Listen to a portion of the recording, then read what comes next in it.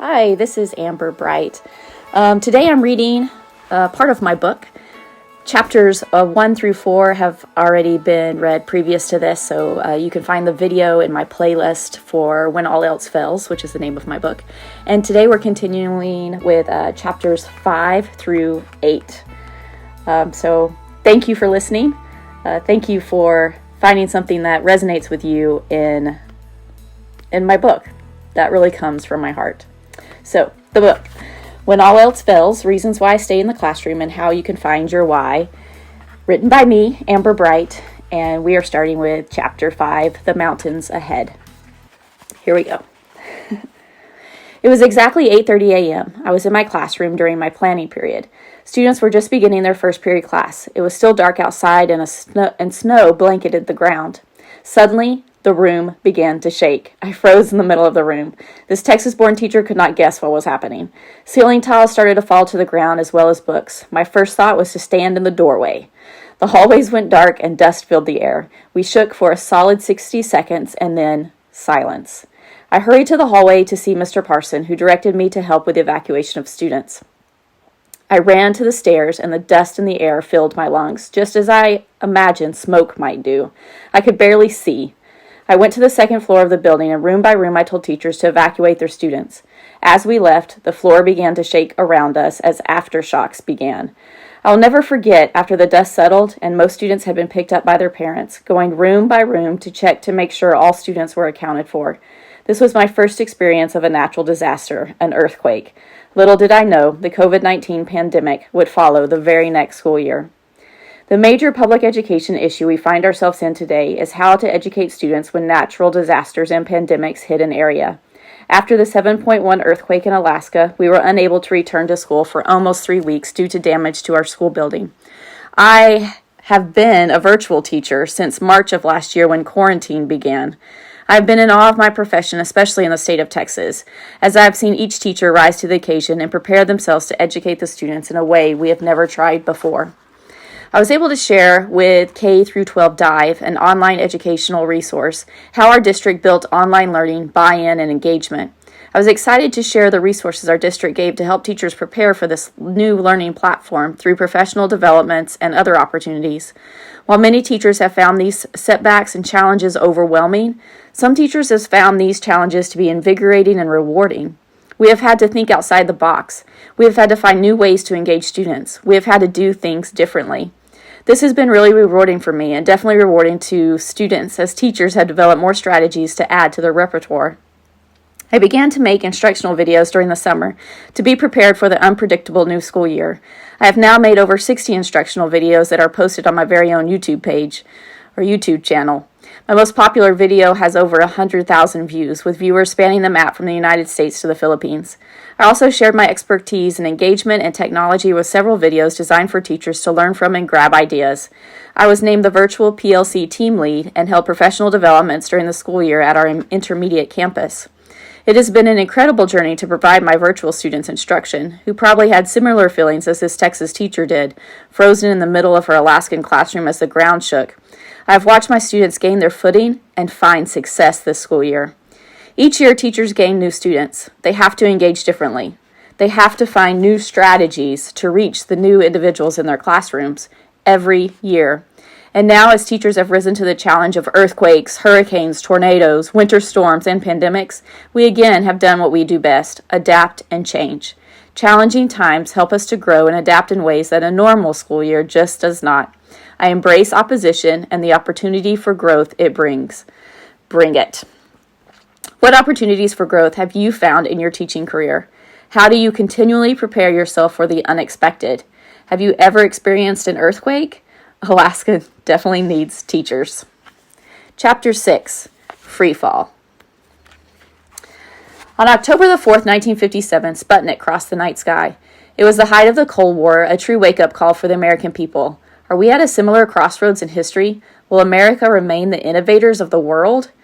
As a teacher, it is my job to motivate students to reach their fullest potential. Jobs that encompass science, technology, engineering, and mathematics, STEM, are expected to grow faster than average for all other occupations. It is the future. Motivating students and society to support STEM education is very important to me. the future of my students, and our country. So this is the age-old question. How do we do that? To conclude my class each day, students participate in a launch. Together, we quote President John F. Kennedy when in the 1960s he challenged Americans. We will go to the moon, not because it is easy, but because it is hard. On the very first day of school, I have been known to put on a suit coat, and in my best New England accent, I recite, not a country accent, a New England accent, I try. I recite excerpts from President Kennedy's speech at Rice University. I challenge students to do the hard things and to make goals for the current school year. We remind ourselves of those goals each time they leave my classroom as we repeat our launch. You can do hard things. Back in the 1960s, Americans who had been scared as they saw Sputnik cross the night sky were again reinvigorated in the cause of exploration and the cause of education, especially the worthwhiles of STEM. We got behind our scientists, those same scientists who had once been students in intermediate schools in a classroom just like ours, and we rose to the challenge. We sent 12 Americans to the lunar surface. I'm so excited to be a teacher currently, where it is my job to again motivate students to truly love learning, to love math and science, and to truly have the desire to make a difference in the world. And we're having a Zoom call today because Artemis 1 takes off on Saturday, which is today. So my class is going to get together to watch that launch. Anyways, NASA gave us Curiosity in August of 2012. I stayed up until 12:30 a.m. to watch the impressive landing and, of course, cried and cheered as Curiosity landed and sent back those first pictures. At the press conference that same night, John Grotzinger, a leading scientist for Curiosity, said, "There is no greater inspiration for middle school children that are going to math, science, and engineering than a mission to Mars. The number of hits on the website is unparalleled. The emphasis on the excitement that this generates is what we bestow upon our children." When I pause our learning to watch Starlink take off, and then together watch the Falcon rocket land on a barge, SpaceX has given my students something that is unparalleled. Have you seen the robots made by Boston Dynamics? Not only do they do regular robotic things, they also can dance. It is unparalleled. When NASA's Perseverance rover sends back the clearest pictures of the Martian surface, it is unparalleled. It is what we bestow on our students, our excitement, our enthusiasm that can only be contagious, and our hands-on and engaging lessons. And maybe it will be one of our students whose footsteps will be imprinted on the Martian surface. Hanging in my classroom is a certificate. It was given to me in 1988. I'm old. To acknowledge my participation in the NASA Orbiter Naming Program for Orbiter Vehicle 105, the last space shuttle built. I received this award when I was in the 6th grade. My teacher, Mr. Phillipson, not only allowed us to participate in this activity, but he also taught us math and science. He let us build rockets. I do not remember what we did daily in his classroom. I do not remember a worksheet completed. I do not even remember a specific standard or concept he taught. But I do remember what I felt. I remember being in awe of our solar system. I remember the lifelong wonder he instilled in me. I remember the countless letters I wrote by hand to NASA, all because I had a teacher that dared me to love the things he did. I've been able to launch rockets in 3 different states with my own students. Each time I think of him, and I'm so grateful he set me down a path that led me here. Now it is my turn to send my students on their very own path, whatever that might be, but one in which they remember how they felt that year that Mrs.Bright was their science teacher. I'm sitting in my home currently looking out the back door. The snow has almost melted off the hill adjacent to my home, and the temperatures are beginning to increase, and the daylight is increasing. Each day, this is a big deal to us who live in Alaska. In a few short weeks, the long, dark, cold days will be a distant memory, and the smells, the green, the warmth of summer will be enjoyed once again. This is a big deal, and one that relates to my classroom. After the hardest day in the classroom, the very best day might just be tomorrow. Those hard days become distant memories when they are overshadowed by the very best days. President Bush at the Space Shuttle Columbia Memorial was quoted as saying, "This cause of exploration and discovery is not an option we choose. It is a desire written in the human heart." This quote is in my classroom each year. Yes, it is an inspiring quote for students, but it is more a reminder to me as to what my goal of a teacher should be. I want to awaken that desire within each of my students. I want the good days to outweigh the bad ones. And what better day is there than the days we explore and discover all the earth has to offer? One of the best days of my life, right up there with giving birth to my 3 children, was when I was able to experience microgravity with the NASA Johnson Space Center. It was a program for teachers, and I was lucky enough to be one of the 5 teachers chosen for this experience. We were to fly out over the Gulf of Mexico and do parabolas over the water, around 40 of them. Right before we were to fly in microgravity, we had a flight briefing. The leader of our microgravity experience told us a story. He had once served as a fireman, and they had been called out to a home because the fire alarms were going off.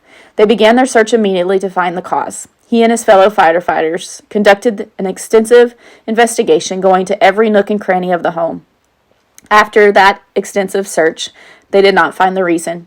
They were finishing up the paperwork with the homeowners for a false alarm when it suddenly dawned on him that the home he had searched in such detail was exactly the same floor plan as his own home.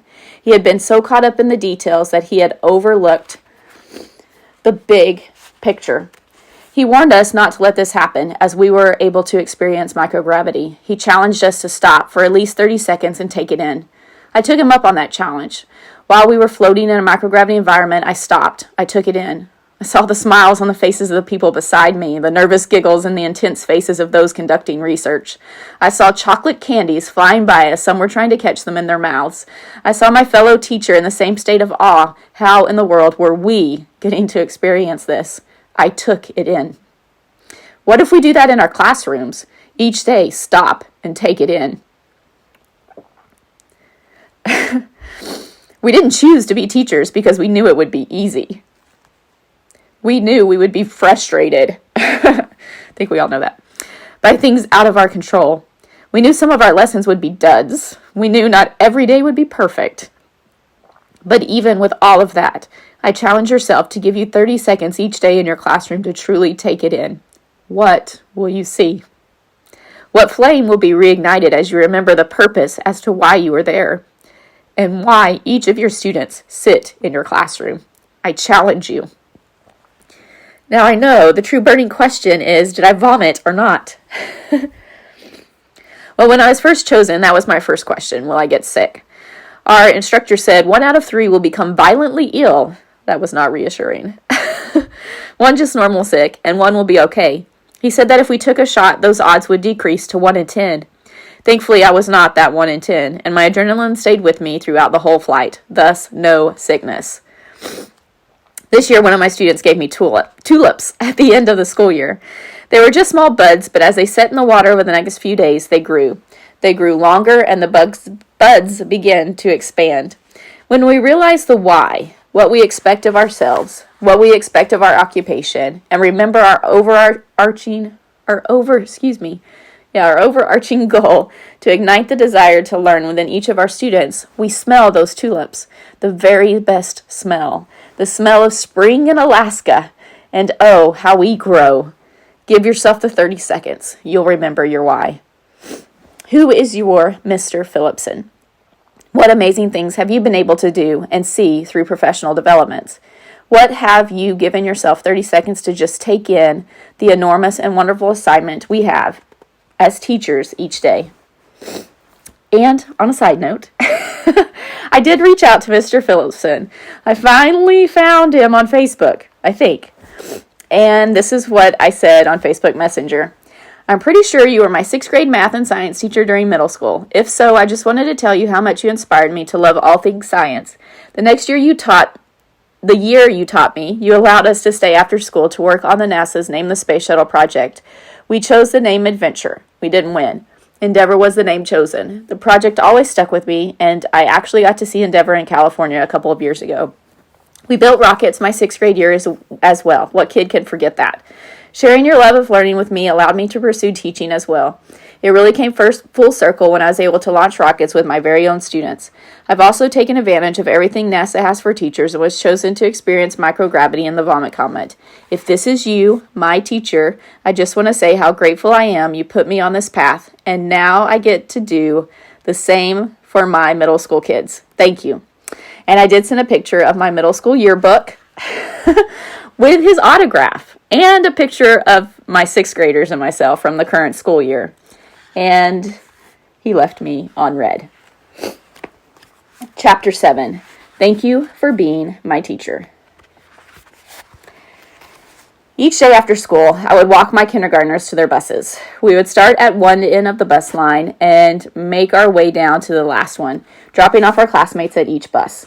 This day was different, though. As we made our way out of the building, the crisp air filled our lungs. The sun was bright, and we had to squint our eyes as they adjusted to the outside light. The snow was slowly melting higher and higher into the mountains that surrounded our school building. We had the best day at school, which included dodgeball, parachute fun, hot dogs, pony rides, and a dance party, and more. It was the last day of school, and the last day I would get to see my kindergartners. As they started to climb the stairs into their buses, they would turn around to give me that look. Okay, maybe it was just me, their teacher, giving them that look. The look of longing, wondering when we would see each other again, and the bond that we now shared as student and teacher about to leave for an extended summer break. Oh, how I would miss them. We came to bus 22, and one of my favorite students turned to give me a hug before he entered the school bus. I squeezed his little shoulders, and his little arms wrapped around my neck. He had the whitest hair and a voice I don't know how really to describe in words. He spoke as an old soul, yet his childlike pitch could not be mistaken. He had meant a lot to me, not only because he had been the math wizard in our class, he was really smart with numbers, but because for some reason we had shared a special bond. He was meant to be in my classroom, and I was meant to be his teacher. It sometimes is just like that. You come across students who help you. They help you to be a better teacher, but more importantly, a better person. That was this little one. I was teaching 8th grade science in New Mexico, my first year teaching away from my home state of Texas. I had a challenging group that year, and I was trying everything to break through their hard exteriors. I would meet them each day, each class period, at the door. I would greet them by name and try to begin our class with at least a smile and a hello. Every day, this one particular student would turn the tables on me. She would be more enthusiastic and welcoming than her overwhelmed and frustrated teacher could muster. Hola, Mrs.Bright. Hola, America.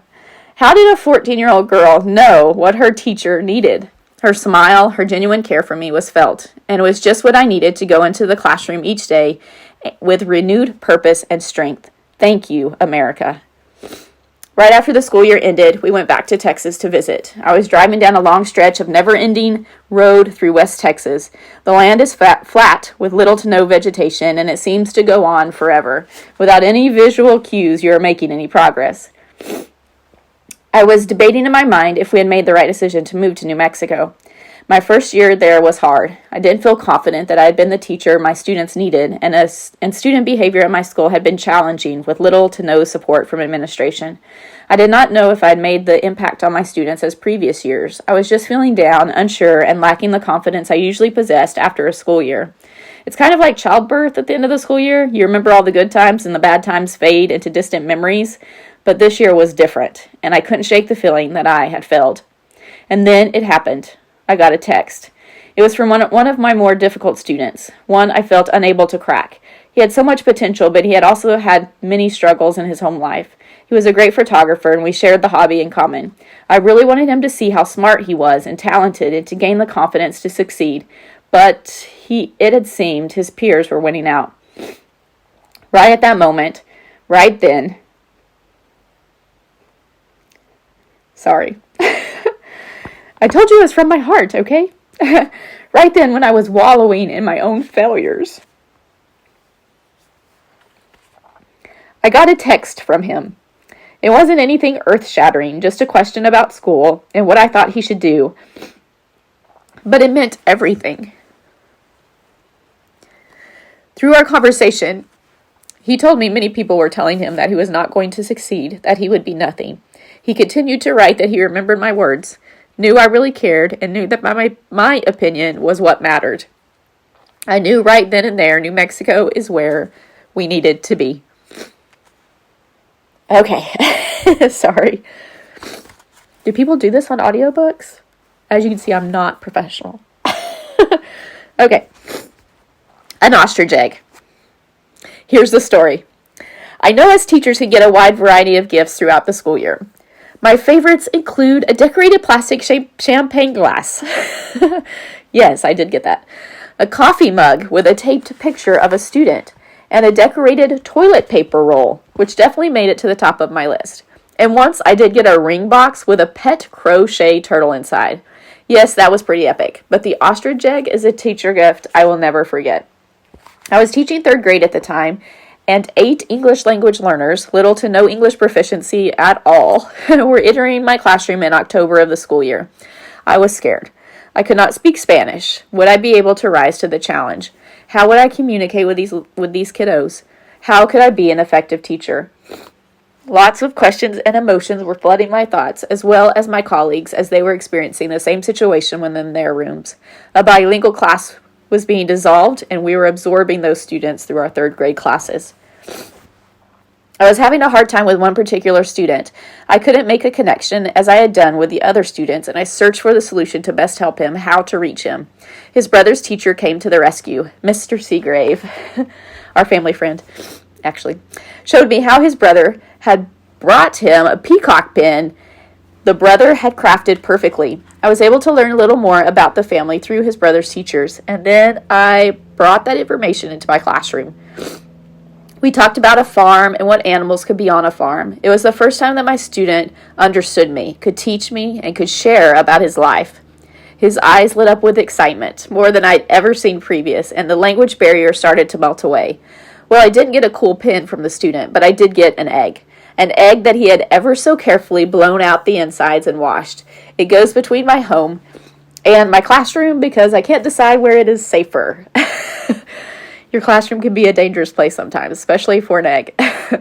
Who knew an ostrich egg could be such a reminder about a student who helped me communicate when so many obstacles had laid in our wake? And then there was Ashley, who promised me she was going to be an astronaut one day. And all the students who spent countless afternoons with me planning the Destination Imagination Tournament, Science Olympiad, Science UIL, or who could forget my National Junior Honor Society students? What about the students who wrote you as they graduated from high school because they remember you being their favorite teacher? The student who makes a ukulele out of a box because they want to sing science songs like their teacher? And yes, the one student who actually cut their hair to look like you. One of my kindergartners did that. I could go on and on about my students and the impact they have made on me. And if you could not have already guessed, this is definitely a reason I want to be and stay in the classroom. My students are most important to me. Who are the students that have touched your life in ways you could have never imagined?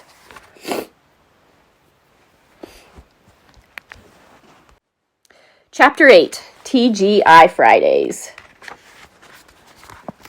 I'm sure you remember those movies about the teacher who goes into a challenging school and ends up connecting with the students in fun ways that engage students and really changes the trajectory of their lives. The beautiful and tough Hilary Swank was the actress who played the teacher in a movie I watched. Go ahead and book her for my future movie. I'm good with that. The students were in high school from a big city who seemed destined to join gangs and not make the best choices for their lives. Violence, disrespectful behavior, drugs, you name it. These kids struggled with it all, and it was through her influence that not only did they find a love for education, the Diary of Anne Frank, reading, writing, and other educational leanings, but also found a teacher who cared about them and their future, a teacher who did not give up no matter how they treated her. She gave her all over and over again to gain their trust and to gain the ability to truly break their hard exteriors, and she did.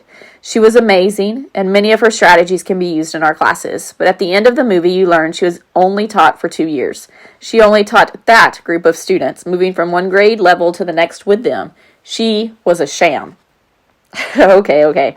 I might be a little more critical than I should be here, but 2 years? 2 years? And you have your own movie? When you put in your time, it is a little disheartening to see other teachers not put in their time as well. In this day and age, fame on YouTube or TikTok has removed really good teachers from our profession, and then they try to continue to tell me how to teach. They are a sham. There's something to say about the teachers who stay and how those teachers' influence is spread through generations and the hundreds of students that sit in their classrooms each year. There were 14 of them. We were in the second half of the school year, and they were mine. I was teaching 6th grade English language arts at the time, and not only did I have these 14 for the 90-minute block of English language arts, I also had them for the 30-minute breakfast that started our day and the recess time given before lunch. So from 8 a.m. until noon, they were mine, all mine. This class had been created because these students were better off together in this room than spread out through other classes throughout the school. So I was told. Their behavior was extreme. More than half were on behavior improvement plans, and many suffered from extreme home environments that did not elicit respect for authority or create a love for learning. Many of the students had been kicked out of other teachers' classes. They had been given up on, and they knew it. They knew they were in this class, and while on the outside they seemed not to care, embracing their bad behavior as a badge of honor, as their teacher, I knew this would have a tremendous detrimental effect on each of those 14 kids, and I was their teacher. I tried everything to implore them to love reading and writing, and it seemed all my usual go-to strategies would not work. I was met with disregard, disrespect, and of course, apathy. It was so hard. When you put everything into reaching your students, it is devastating when they don't respond. I had a teacher friend give me a quote at the beginning of my teaching career, and I loved it for a very long time. Q-tip: quit taking it personally. Now, after many years of teaching, I disagree with this statement. It is personal. If it isn't, you shouldn't be a teacher. It is everything to engage your students, to find what motivates them, to challenge them, to do better, and to ride the ride with them each year. It is personal. They are the scholars entrusted to you each year. They are the reason you are there. Those students are your challenge, and every year it is personal. Personal to those individuals, to those students, and also very personal to their teacher. This was a hard year for me. I think I've said that before. After telling them they couldn't pour hot sauce over their ripped open bag of spicy chips now laid across multiple desks, it was on. They bellowed and complained, and they called me words I can't repeat multiple times. They made me cry, which I guess is pretty easy. Maybe I shouldn't have picked that battle, and maybe I should have hid my emotions better, still a work in progress. In that moment, though, all the frustrations I had endured so far, all the obstacles, breaking up fights, thrown desks, and the continual plea for them to love learning, in that moment, I couldn't handle it any longer. I knew I had to do something different. Something different for these kiddos who had been entrusted with my care, but also for me, because it wasn't working for their teacher either. There is a path around Lady Bird Lake in downtown Austin, Texas. It is a great trail along the water through shaded trees and the vibes you can only get in Austin. You just seem hip by being on the trail in general. You hear live music in the distance, and you join other people who are running, riding bicycles, paddle boarding, or kayaking the lake. And the weather is pretty perfect for all of this. If you walk all the way around, it is about 10 miles. Let's just say this trail became my oasis. Our instructional coach at school knew of my class and was helping me the best she could. She even recommended that I check how many days I had available to take off. Yes, it was that bad. Previous to this, I'd been one of those teachers who deemed it more important to be present as much as possible because taking off required more work, and you can't plan or entrust someone to take over for the day with the same vigor you do. I just didn't take off work. That meant I had a lot of time I could take off, and for the first time in my career, I took a Friday off. I went to downtown Austin and I walked. I didn't prepare or build up to this 10-mile loop. I just did it. I had so much frustration and anxiety about the specific class. I just did it, and it felt good. Not only did I enjoy nature and the exercise, I enjoyed the ability to decompress and found the ability to go in again on Monday with a renewed commitment to reach those kiddos. I reached out to a previous administrator and to other colleagues for help. And while there wasn't a magic moment that changed everything for me or my students, I did find the ability not to give up on them or me. I didn't give up on me. I started to do less whole group lessons and activities. They tended to not respond well in a big group because they fed off of each other's bad behavior. I would give them assignments for the week where they could pick and choose what to accomplish each day and a variety of activities to choose from. I would go and sit by a student and just ask questions. I would get to know them, and I could genuinely see their surprise and my curiosity. I would use what they told me in future conversations to build a relationship with them and to build future assignments with their interest. It was not calculated, even though it sounds like it as I write it now. It was genuine. I got to know them. Did I figure them out completely? Were they the best behaved students by the end of the year? Is a movie going to be made about me? No. No. But there is no doubt in my mind that they knew I cared about them and their ability to grow and learn at school. And isn't that what matters? During our poetry unit that same school year, we discussed music and how music lyrics were poetry. We used several songs as examples, and the students were really excited to create their own music lyrics. One young man in particular, who had the hardest exterior, was really intrigued by this, especially rap lyrics. He liked to think of himself as a rapper, and he had the moves to accompany his gangster rap style. I typed as he dictated his rap lyrics. We would stop, reread, start again. I never saw him more engaged. When his rap was completed, he gained respect. Respect from his fellow teachers. Intellectual respect I think he had never gained any positive feedback for. I placed his poem lyrics on the bulletin board outside my room. He would bring his math teacher, science teacher, and history teacher over to see what he had done. He glowed from the inside because he was getting respect. Not for bad behavior from his peers, but respect from adults and peers alike for his intellectual prowess. He beamed. And as his very frustrated teacher, my heart sang. Now, once I had him engaged for poetry, did he finally just turn himself around, come to his senses, and become the student I knew him to be? No, not in 6th grade. By the end of the year, was that class my favorite? No. By the end of the year, were they putty in my hands? Yeah, no. So maybe I am the sham. Or maybe, just maybe, they can look back at that time at their teacher then and know I did everything I could to make them feel worthy, to make them feel seen, and as someone who knew they all had great potential. Okay, talk about excited, the kind of excited where you can't sleep at night because the lesson plans are dancing in your head. I think all teachers have been there at one time or two. I was finally able to teach an elective for a 9-week period, and I had been teaching health, and my elective was, drumroll, the study of the solar system. Of course, my favorite, if you didn't already know. We were going to build rockets. We were going to do space art. We were going to make the solar system scale using Play-Doh. It's a lot of fun. Google it if you've never done it before. I was bringing out all my best activities and labs to make this 9 weeks the best weeks of any space geek's imagination. Then I saw my students. They weren't space geeks. Well, maybe a few of them were. But many of them were the cool kids, or so-called cool kids, in my school. I asked them why they took this elective, and the answer was that I was a chill teacher. A chill teacher? What? I wanted to talk to space nerds about the solar system. I went home with great sadness to my youngest daughter. She was in 7th grade at the time, and she knew many of the cool kids who had taken my class. And her answer to my dilemma? Well, who better to get those kids to love space?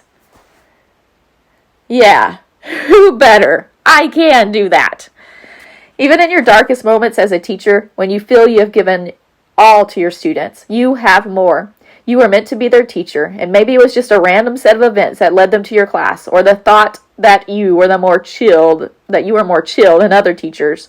Whatever the case might be, they are yours and you are theirs. It's powerful, and when we stay, when we show them how much it means to us to be in that classroom, we are saying something to each individual student who enters those doors. Stick it out. It has made all the difference to me. And I did receive the best compliment ever one time. I had a student come up to me and say, "You're a good teacher, Mrs. Bright, like in the movies good." I'll take it. That really meant a lot to me. What strategies have you employed to create the willpower to try and then try again? How can we change our mindset when put in difficult situations? Who is the person that can put everything in perspective for you? Thank you for reading chapters 5 through 8 with me.